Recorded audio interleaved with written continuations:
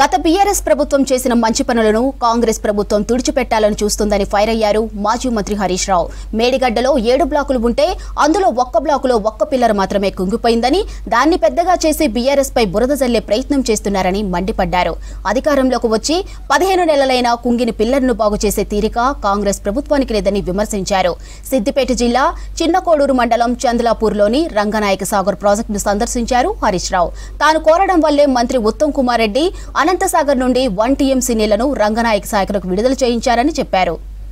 Reservoir నుంచి 1 TMC నీళ్లను రంగనాయక సాగర్ రిజర్వాయర్లోకి పంపు చేస్తున్నందుకు మరి మా లేఖపై స్పందించినందుకు ఉత్తమ్ కుమార్ రెడ్డి గారికి ధన్యవాదాలు తెలియజేస్తూ, ఈరోజు ఒక విషయంలో ప్రభుత్వం కళ్ళు తెరవాలి. అంటే గత ప్రభుత్వం చేసిన మంచి పనులను తుడిచిపెట్టాలనో ఆ పనులను పక్కకు పెట్టాలనే ప్రయత్నంతో ప్రజలకు నష్టం చేయొద్దని నేను ప్రభుత్వాన్ని కోరుతా ఉన్నా.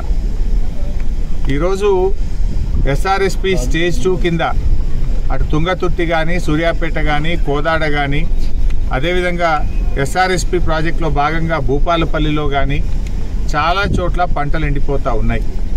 గతంలో కాళేశ్వరం ద్వారా నీళ్లు విడుదల చేసి ఎస్ఆర్ఎస్పి నీళ్లు తగ్గినా కూడా 1 ఎకరా కూడా ఎండకుండా బీఆర్ఎస్ ప్రభుత్వంలో 2 పంటలకు కూడా నీళ్ళు ఇచ్చాం.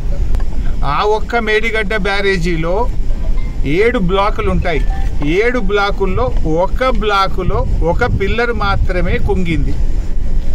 దీనికి మొత్తం కాళేశ్వరం కొట్టుకుపోయిందని, మునిగిపోయిందని గోరంతలు కొండంతలు చేసి దుష్ప్రచారం చేసి బీఆర్ఎస్ మీద బురద జల్లి రాజకీయంగా లబ్ధి పొందినారు. సరే, అధికారంలోకి వచ్చింది.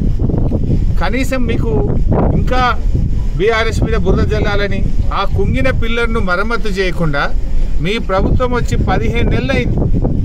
ఈ 15 నెలల సమయం సరిపోదా? అన్నీ బాగున్నాయి. రిజర్వాయర్లు, పంప్ హౌజులు, సబ్ స్టేషన్లు, కాలువలు, టనెళ్ళు అన్నీ బాగున్నాయి. 1 బ్లాకులో 1 పిల్లర్ కుంగింది. దాన్ని మరమ్మతు చేస్తే లక్షల ఎకరాలకు పంటలు కాపాడే అవకాశం ఉంది.